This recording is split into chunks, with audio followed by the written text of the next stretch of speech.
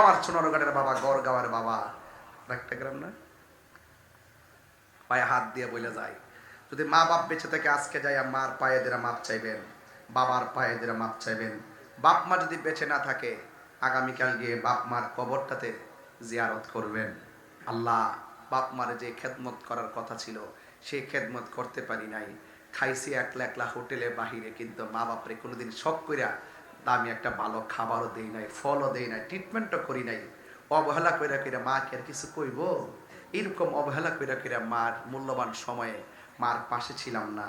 আল্লাহ, যদি কষ্ট দিয়া থাকি, কষ্ট অবশ্যই দিছি, আল্লাহ আপনি মাফ করে দেন।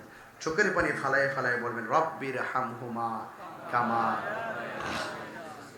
বলেন না রব্বির হামহুমা কামা রব্বায়ানি সগীরা। এইভাবে দোয়া করলে, চোখের পানি ফালায়া দোয়া করলে, আপনারা বলুন মা বাবার কবরে শান্তি আসতে পারে কি পারে না?